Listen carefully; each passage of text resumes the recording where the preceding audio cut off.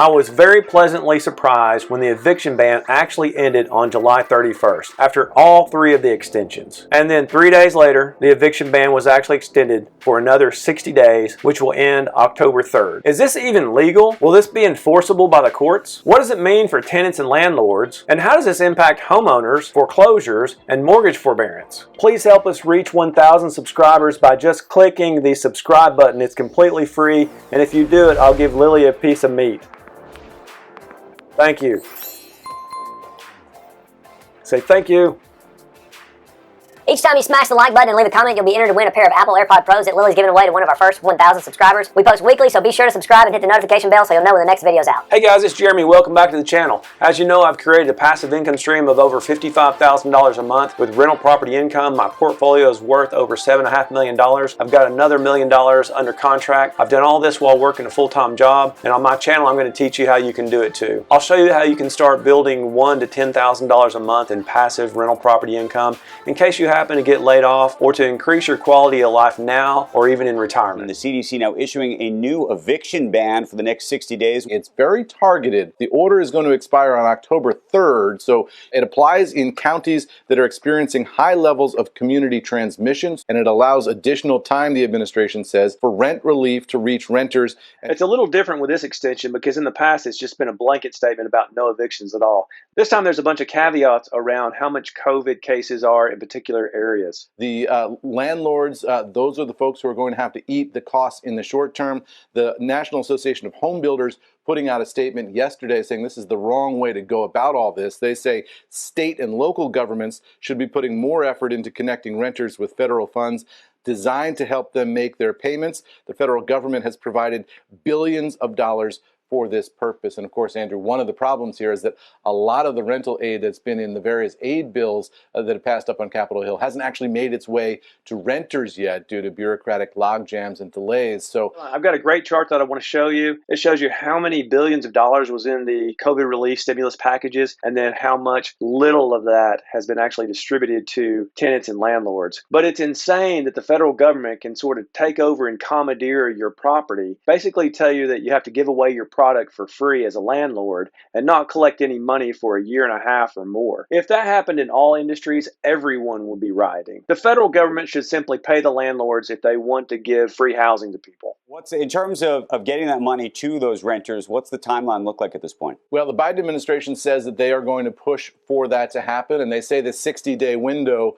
will allow time for some of that money to go out. And they're saying that, you know, over that period of time, more renters, they're not saying everybody, but more renters will be able to get aid if they need it. And by the way, this eviction ban is by the CDC, which has been declared by a federal judge that is out of their jurisdiction and unconstitutional. But if some landlords believe that, or if some liberal jurisdictions and judges will uphold that and not prosecute evictions, then they simply will continue not to happen until this is lifted. In more conservative jurisdictions, evictions have been happening this entire time. If you haven't seen my video about my eviction that I processed in the fourth quarter, and also if you haven't seen Tim Shaw, who's a real estate investor, a broker, an investor, and also an attorney, he's processing evictions. And so if you live in southeastern Tennessee or Georgia, where I'm located, and your attorney won't do an eviction, call Tim Shaw and he will. Yeah, I mean, whenever you do anything like this, Andrew, somebody's picking up the tab on this, right? I mean, money is not free. The renters don't have to pay it in the short term. So the pain goes to the landlords and then, as you say, to the banks. When you put that kind of assistance into the economy and then you decide you're going to taper it off, people say, oh, wait a second, we're used to this now. Whether it's markets or renters, you have the same dynamic playing out. A lot of people say, boo-hoo, rich landlord, they can afford it. 90% of rental properties are owned by individuals, and the average landlord has only 3 properties. These aren't giant corporations that can afford to make an extra mortgage payment. It's certainly affecting these landlords and their ability to maintain these properties without losing them into foreclosure. It's probably wrecking their credit in a lot of cases, and there'll be a lot of landlords that get out of this market. And this buying spree of companies like BlackRock is just going to continue and force up the price of housing. Here's a great clip on how much of this federal money has not been used yet. and is among the estimated 6.9 million households behind on rent. According to an NBC News investigation, of the billions of dollars provided by Congress for emergency rental assistance, as of mid-July, 26 states had distributed less than 10% of the money allocated to them. Well, it's coming slowly. So there are some people, if you can find where to apply, how to apply, because the process is really cumbersome. And then once it is applied, it's a 4 to 6 week turnaround time to even find out if a caseworker has been assigned. The CDC's moratorium is designed in part to allow for more time for that distribution, and the Biden administration is pushing for states to simplify their application process. This latest move by the CDC is likely going to face legal challenges right away. In June, the Supreme Court indicated without an act of Congress, it was unlikely to uphold an eviction moratorium. In a few videos back, I showed you where I finally got one of my tenants who's actually moved out after getting behind for about a month or two. He applied for the assistance, and I finally got something through my email, which I filled out my part as the landlord. I received an email back, and it mentioned his new address, but it showed that I was the landlord for his new address. And so I sent something back saying, no, I don't own that place. I own where he lived before. So I'm unclear if he and I can still get some relief funds for my property that he lived in when he got behind. In other words, if they move out, I'm not sure if they still qualify or not. So I'm working to figure that out. This guy's funny, first of all, but he also talks about how landlords are not giant corporations like people think they are. On a large proportion of those people, it's ultimately their fault because they suck at managing money. I'd have no sympathy for them. But I do have sympathy for the landlord. They're not understanding that the average landlord isn't rich. They're thinking of BlackRock, or most commonly, it's someone who's considered a landlord because they're renting a room or a guest house or a suite or something attendant to their own private property. Most people that are doing this are only doing this to help make ends meet. They're not rich. Those people aren't, being evil or rubbing their greedy hands together and thinking about how they're going to evict a family on Christmas Eve. What we see with the eviction moratorium, and again, more socialistic style attacks on renting, the government has effectively said your own private property is no longer privately yours. What's happened, though, is that groups like BlackRock, they get 0% interest loans. They swoop in. The landlord has 5 or 6 non-paying tenants, so they've gone broke. Along comes BlackRock, giving a very, very generous offer for that property. Hey, yeah, we'll give you twice what it's worth. It's because they're going to price fix after the crisis is over. I have sympathy for the landlords. Some of these people are like little old ladies renting out a guest cottage from their daddy's house or something like that, and they've got tenants right now that they weren't able to get rid of for months at a time that were being openly abusive towards them. So he's talking about house hacking, renting out an extra room, and so if you get somebody in there during COVID and you want to get rid of them and they're not paying, you're stuck with them for a year or two here, right? This guy's a riot, by the way. But he makes a lot of interesting points. Now you can't kick them out. Well, they're not paying. You're still maintaining everything. You're still responsible as a landlord if anything breaks. If a pipe breaks in that shared kitchen they're using, doesn't matter. It's your property. You just can't evict anybody from it.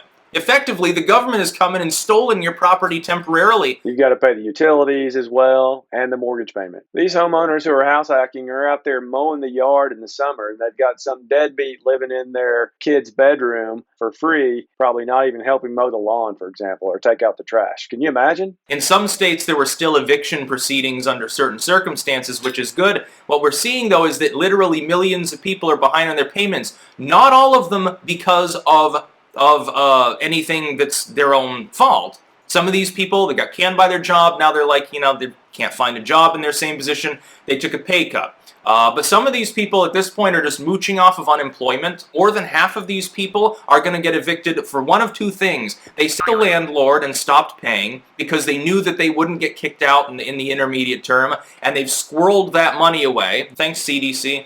That's about all. If this eviction moratorium continues, some landlords are going to lose their mind. They woken up in the middle of the night by a man with a gun. The victims say the man was their landlord trying to force the family with 3 small children out of the house. Jesse Servin said around midnight his girlfriend and their 3 children were sound asleep when they heard someone breaking down the door. Everybody's got their boiling points, right? I do not recommend doing that. Okay, so let's talk about mortgage forbearance for a second. So if you're a landlord and you've got tenants not paying and you've got cash flow problems, ask your attorney if he will do an eviction for you, and if he won't, call another lawyer. Or watch our video with Tim Shaw, who is an eviction attorney. If you live around this area, just call Shaw. Okay, so foreclosure moratoriums actually ended on July the 31st. So if you own a home that you live in, or if you own a rental property and you're not receiving rent, if your loan is a federally backed mortgage, like your typical Freddie family conforming conventional loan, you can actually still apply for a forbearance on your property, and the deadline for that is September the 30th. And so you can apply for that and not have to make your mortgage payment, and that will keep you from going into foreclosure. So the deadlines for all three of these things, evictions, foreclosure, and mortgage forbearance, are basically all on the same timeline now at the end of September or October 3rd. The biggest problem I see with that timeline is that now you're talking about winter starting to come in. And imagining all the courts opening back up, even in liberal states, and foreclosures and evictions are able to get processed. The backlog from a year and a half or so is so tremendous. By the time they get a court date and then they get a set out, you're going to be well into winter. So I think at the end of this 60 days, there's going to be a lot of arguments about people that will get kicked out in the middle of the winter. And so they're going to want to extend this until the spring. I totally see that happening. Again, if the CDC and the federal government want to play this game, they simply need to pay for it directly to landlords. So what can you do about it? First, I would say be careful about investing in lower end properties. That's where you get more people who don't want to pay their rent. That's where most of the evictions happen. If you have an existing property or you want a house hack, look at getting better quality or higher quality tenants. Use Zillow Rental Property Manager. I've got a video on how to use that. They'll do the credit score for you in that process. So choose people with higher credit scores. They're more likely to pay their bills. Always call their previous landlord and just say, did they pay well? Did they take good care of the place? Would you rent to them again? And be careful if a prospective tenant wants to move in immediately or pay a lot of rent in advance. Make sure you understand why. The other thing you can do is hang on to your cash in case your tenants quit paying. You can also defer major improvements on your properties or major business and personal expenses until this is over. Get a home equity line of credit or a line of credit in case you need it, in case your tenants quit paying or you have some major expenditure. Keep a close eye on your rent receipts. Know when it's due, know when the grace period is, and do charge late fees. This will let your tenants know that you're serious. A lot of small-time landlords don't charge late fees. I prorate all mine so they're due on the 1st. It's late on the 5th. There's a late fee of 10% on the 6th. It's not me, it's the system. But if you're late, pay as much as you can by the 5th, and I'll charge you the 10% late fee only on the unpaid balance. They literally appreciate that, and you get more of your money on time. Just to be clear, I never like charging late fees. I wish I didn't get any of it. It basically just helps them to pay on time so you can pay your mortgage on time. If you'll just click the subscribe button, I'll give Lily this piece of ham. It's completely free. Thank you.